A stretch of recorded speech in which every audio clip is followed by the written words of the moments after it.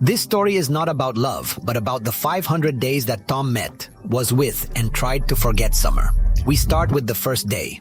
Tom works writing greeting cards and believes he won't be completely happy until he finds his ideal match. She has had this belief since she was young, highly influenced by pop music and love movies.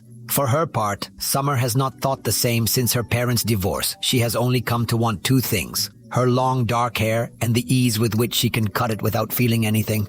Tom sees the sound.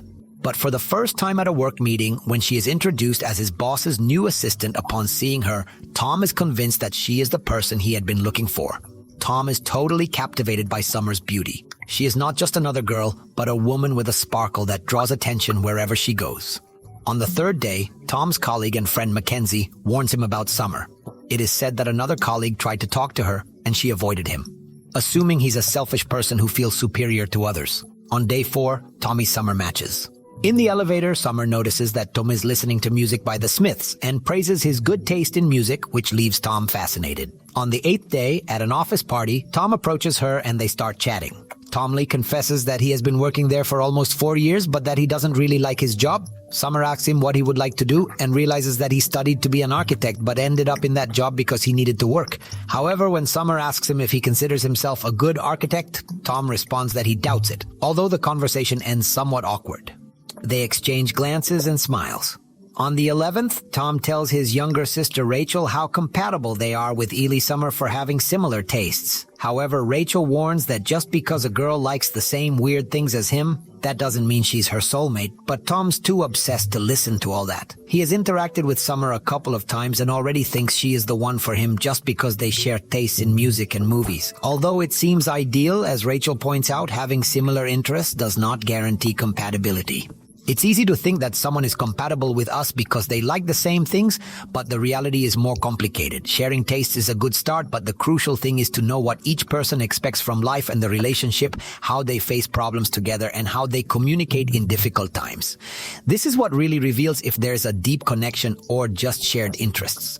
During the 22nd, Tom confesses to his friends Paul and Mackenzie that he thinks she is not interested in him because she does not respond to his hints. How do you put your favorite band's song in the office, Paul?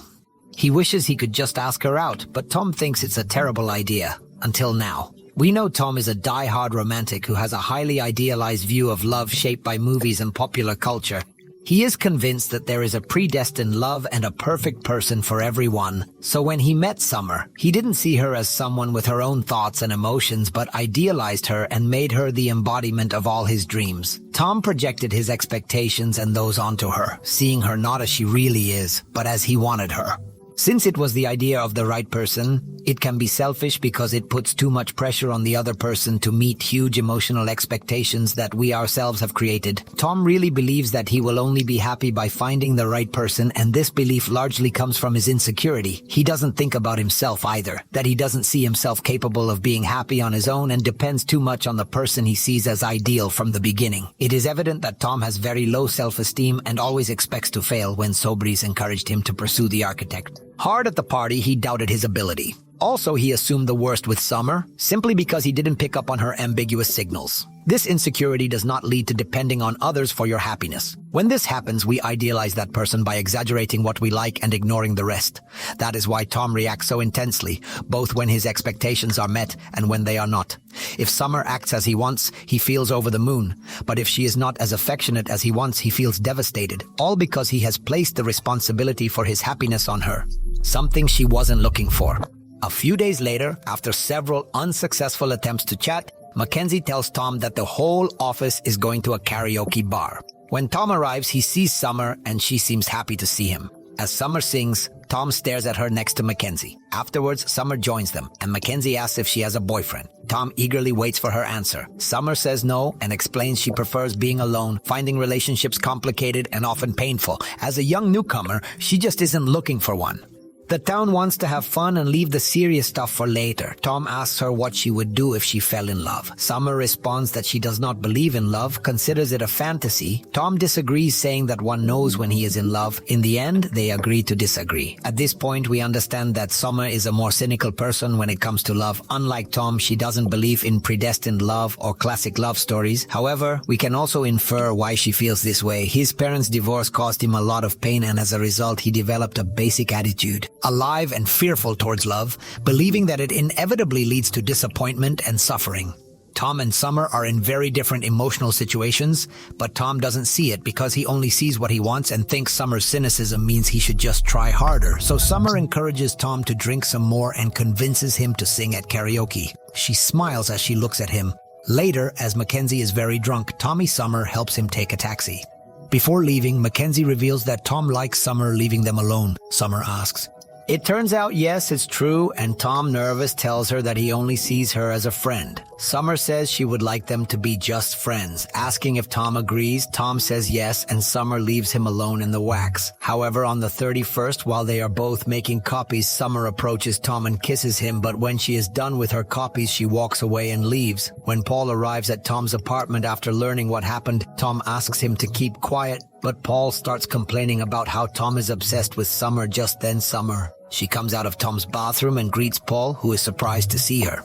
Paul leaves, and before leaving to eat, Summer jokes, insinuating that she heard what Paul said. Days later, Tom and Summer go to the IKEA store, where they joke like they're a married couple as they tour the store's decorated rooms. Can you imagine dining in the kitchen set up and resting in the exhibition bedrooms? In one of the beds, Summer gives Tom a kiss, but clarifies that she's just looking for something casual and asks if he agrees. Tom agrees by saying he's okay with that, though in reality, he feels hurt. Then they go back to Tom's bedroom and have a romantic time in his bed. Tom takes a moment in the bathroom to convince himself that it's just fun and that he shouldn't take it too seriously. On his way out, he finds Summer without clothes waiting for him, and they spend the night together the next morning. Tom is radiant in love with Summer and feels invincible, like everything in the world is in his favor. She dances with some people on the street before arriving at work, where she has a very productive day, coming up with creative slogans, all while thinking about Summer. Near the Day 45. Tommy Summer bond more, and they are both very happy with what is happening. A month later, they go looking for discs and find some for adults that they decide to watch and try together. Over time, Summer and Tom go out for fun, and as they spend more time together, they grow closer. On day 95, he shows her the city and her favorite buildings, then takes her to her favorite place in the city, a bench in a park overlooking the buildings. 2 weeks later, Summer takes her home. The narrator explains that that night changed everything for everything. He felt the wall behind which Summer hid. Often the wall of distance and chance was beginning to crumble.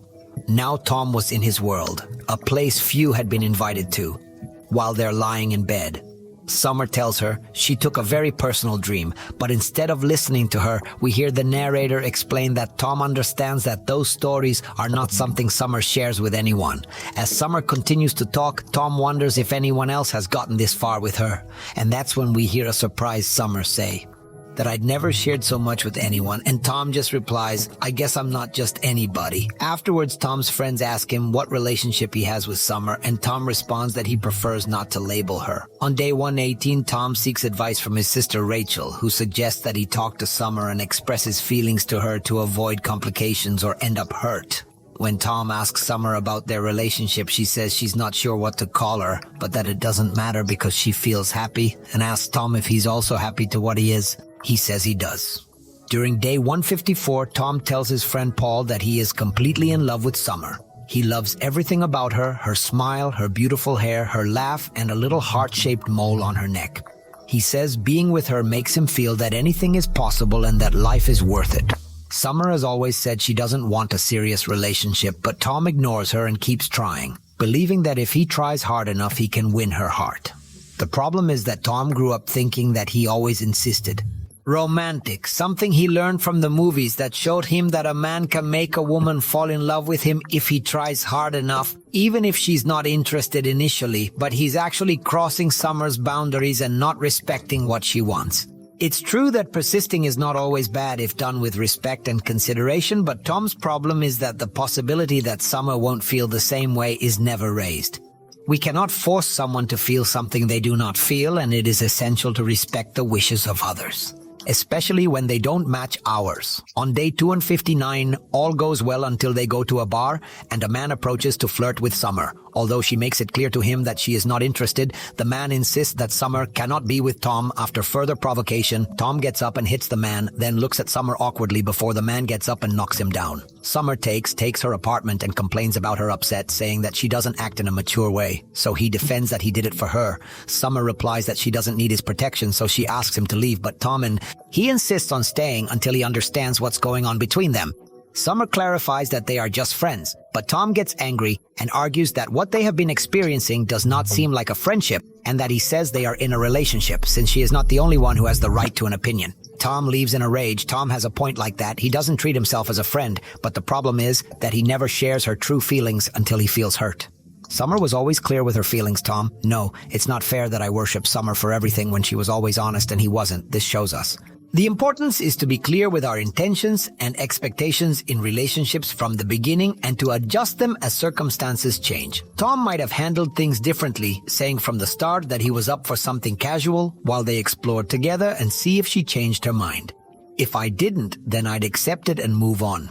On the other hand, it's hard to think that Summer didn't notice Tom's feelings, especially after having heard his friends say how in love and obsessed he was. Summer made the mistake of It ties the relationships of using herself as a reference to play Tom. Because she was so honest and direct, she assumed Tom would be too, and believed her every time she said she was happy with their casual relationship. Even if it weren't, seeing clear signs that Tom was in love, Summer might have insisted that he express his true feelings. If this didn't work, perhaps it would have been best to distance themselves to avoid further trouble. Ultimately, neither Tom nor Summer are what the other needs. Tom needs someone who's on the same page. From the beginning, that she gives herself emotionally in the same way that he does Summer. Due to her past and insecurities regarding love, she needs someone who respects her space and her limits. Someone who does not pressure her but wants to know her deeply without projecting expectations on her. Summer needs security, understanding, and the freedom to open up at her own pace without feeling like she's being judged or pressured to do something she's not. Tom and Summer are never in the same place emotionally, and that makes your relationship is doomed from the start. That night after the argument, they both consider calling each other, but he doesn't. Summer then visits Tom to apologize. Tom accepts the apology and expresses that he doesn't need to define their relationship, but does want more consistency. He wants to make sure his feelings won't suddenly change. The next day, Summer understands, but tells him that she can't promise him that and that no one could. Summer mentions that she likes Tom and they kiss for a while. Then Summer opens up more and shares details about their past relationships. They continue to date, enjoying their company and watching movies, and they seem happy. On day 282, Tom and Summer return to IKEA, but this time Summer seems uninterested in Tom's pranks. A week later, Rachel runs home after Tom's friends call her. Upon arriving, he finds Tom smashing dishes out of control. She asks him what's going on, and he reveals that everything was going well with Summer. But suddenly she decided they should stop seeing each other because he was just arguing. He didn't agree, and Summer was surprised. Summer later calls him her best friend, and he is devastated. This is a key moment. She only seemed genuinely surprised when Tom didn't agree that they were always arguing. This confuses us because we hardly saw any fights except for the incident at the bar. However, this is because the story is being told from Tom's point of view. Of the 500 days, we only see a few, and the way he remembers it, he takes carefully selected moments that fit his idealized narrative of romantic love, ignoring or minimizing those that don't, things or conversations that were. Before for him, maybe for her they weren't. We don't see the nasty moments because Tom blocked them out, so we can't completely trust the narrator or what we're shown, as it's just Tom's idealized perspective. Now, knowing this also makes us realize that Tom doesn't really know Summer, nor does he seem interested in doing so. For example, we've heard about Tom's dreams and goals, but never about Summer's. Other signs when Summer took Tom to her apartment for the first time and shared her recurring dream with him, a very intimate moment for her. However, Tom wasn't really listening. We know why. The narrator interrupted as Summer spoke, and we stopped hearing what she was saying. The narrator said that as Summer spoke, Tom only wondered if anyone else had come this far. With her, we only listened to Summer again when she said that she had never shared that dream with anyone because that was just what Tom expected to hear, and instead of showing interest in the dream or asking questions about it, Tom responded, "I guess I'm not just anyone." Tom knew it was important for her to share that, but he only valued it in terms of, as it affected him, relationships and love should be reciprocated, but Tom doesn't really listen when Summer shares something intimate. Finally, another sign is that his feelings for Summer are based on a superficial understanding of who she is. When he described to Paul what he loved about Summer, he focused on superficial aspects like her hair, her knees, or the mark on her neck. And when he mentioned anything beyond that, he just said that she made him feel that anything was possible again by valuing her in terms of how she affects him. It doesn't say anything about her personality, or who she is as a person. Tom wasn't observing Summer's inner life, just projecting into her. He doesn't really know her, so he's not in love with Summer, but with the idea that's formed in his head about who she is. His sister and friends try to cheer him up, but Tom is determined to get her back over the next few days, texting her to go out together. On day 303, Tom hasn't received any response and feels very sad in the office. Mackenzie does his best to help him forget her, but Tom is still determined to get her back, but suddenly he gets a message from Summer proposing to meet next week, but only as friends. During day 314, he goes to the movies only remembering the times when he went and had fun with Summer. Now he feels devastated and only his depression gets worse and affects his performance at work. Concerned, his boss shows him a letter that Tom wrote clearly upset, where he offends a woman. The boss asks if his poor performance is due to the departure of Summer, who quit. Tom tries to hide it, but his boss tells him that everyone knows. Tom's boss understands his situation and knows it. He suggests that I use her grief to write letters of condolence. Leaving the office, Tom sees a love card he wrote thinking of Summer. It pains him to remember that before, with Summer by his side, he felt inspired and helped his colleagues write phrases for the cards. Now he feels like he lost that inspiration on day 322. Tom says he now hates everything he used to love about Summer, like her hairstyle and her stain on her neck, which he now sees like a cockroach. He tries to forget Summer, and on day 345, his friends set him up on a blind date with a girl named Allison. But since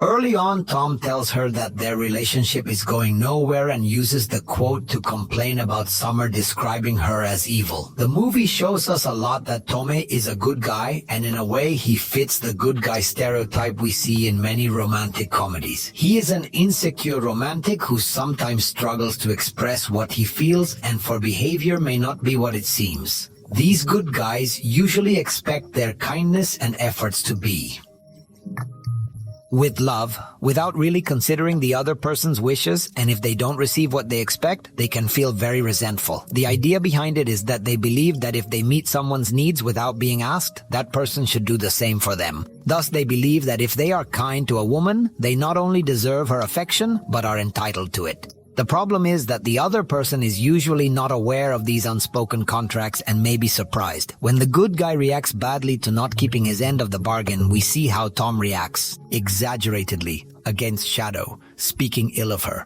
describing her as evil and writing letters that insult her.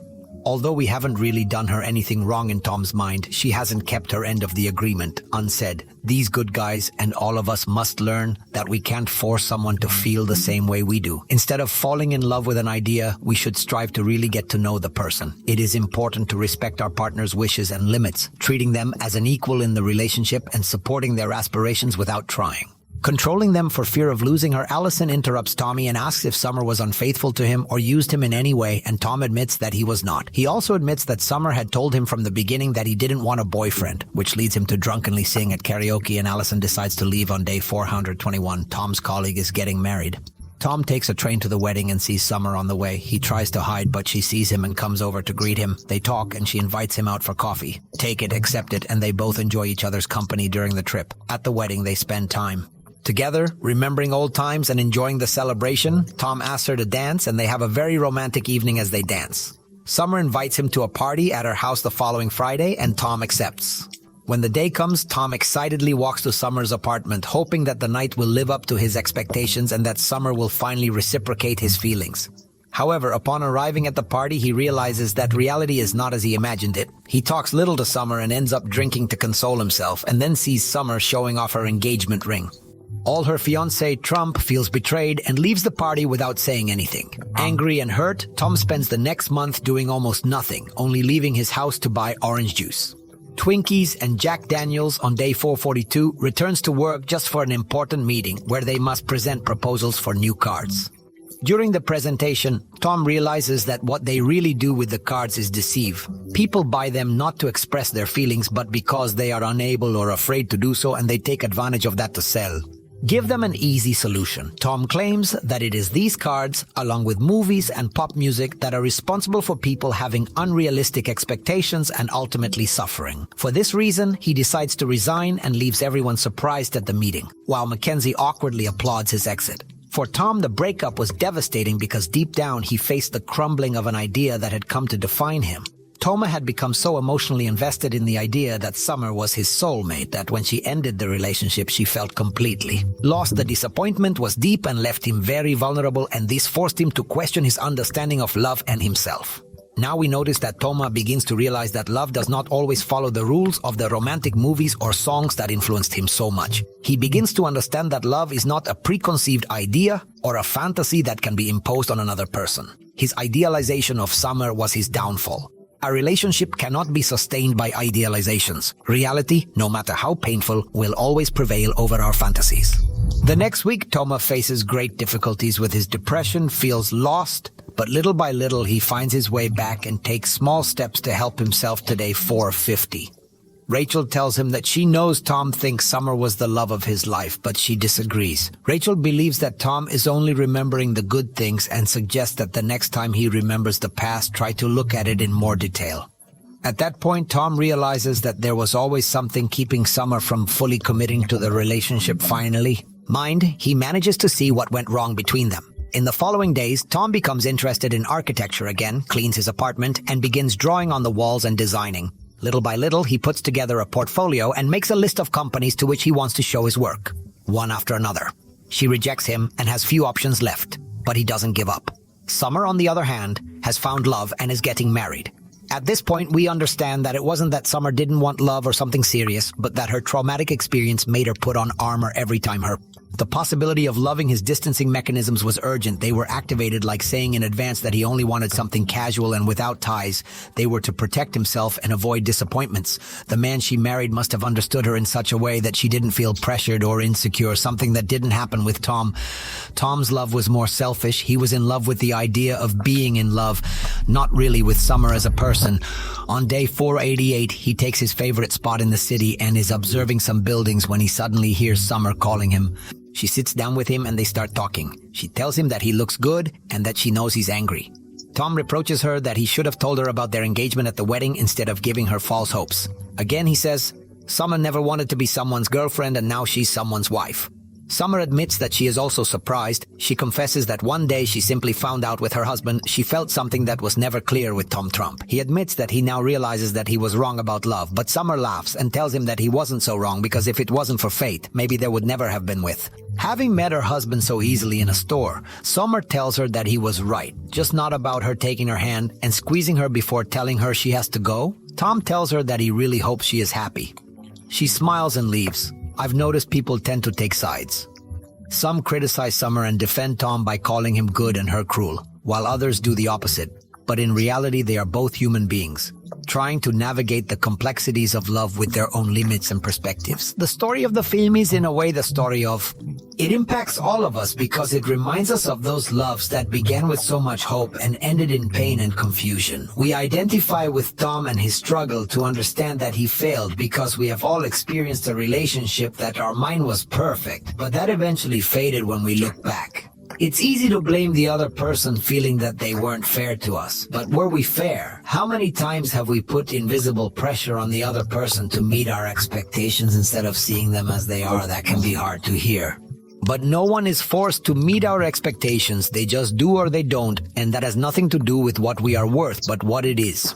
Tom spent the movie trying to understand why that wasn't the one, but sometimes things just don't work out. Some people are meant to fall in love but not be together. That, although it hurts, is something we must accept. Because at the end of the day, love is not a guarantee, but a possibility. So if you've ever found yourself wondering why it didn't work, remember there's not always a why. Some people are just more compatible with someone else, and that's fine. The important thing is that we learn to let go with gratitude for what we experienced, and to move forward knowing that each experience, no matter how painful, brings us a little closer to understanding what we really need and deserve. Finally, on day 500, Tom is on his way to a job interview while waiting for a girl who is across the room to smile at him. Tom jokingly says that since they are competitors, he hopes she doesn't get the job. She responds the same way. Then she asks him if he knows. They have seen it before because he has seen it in a park, which is curiously their favorite place. Tom replies that he has never seen her, and she suggests that he probably wasn't looking. When Tom is called for the interview, he turns around and asks the girl if she would like a coffee. Later, she first says she has other plans, but when Tom turns around, she agrees and says she will figure it out. Tom smiles and introduces himself. She smiles too. He introduces himself as Adam, and day 1 appears on the screen indicating that this is the beginning of his relationship with her. The names Summer and Autumn are very... To understand how Tom's vision of love evolves, summer means summer, a season that many idealize as perfect, full of sunny days, fun, and happiness. Likewise, Tom idealized summer as the perfect person who would bring him happiness, but that vision only caused him disappointment and pain. After summer comes autumn, and after summer, Tom met Autumn. Autumn is a season of maturity. Symbolically, Aaron represents how Tom has matured in his understanding of love. This growth was noticed at the end. Tom, yes, he gave his passion for architecture by presenting his portfolio to several firms and stopped taking the rejection, so every time a firm rejected him, he simply crossed it off their list and moved on. His interaction with Aaron was also very different from the one he had with Summer from the beginning. Tom was clear with his intentions. He went straight and asked Aaron out, and although she rejected him at first, Tom took it calmly and didn't let this affect him emotionally. On the other hand, Summer also grew up thanks to Tom. Her relationship with him helped her open up more to love at last. Final. Both grew significantly through their relationship, and in the combination of their perspectives is an interesting view of love. Perhaps there is not a single person indicated, correct for everyone, but many possible suitable people. But only when we stop idealizing and see them as they really are, will we be able to identify them and find someone who may not make us absolutely happy, but with whom we can build a life that makes us happier.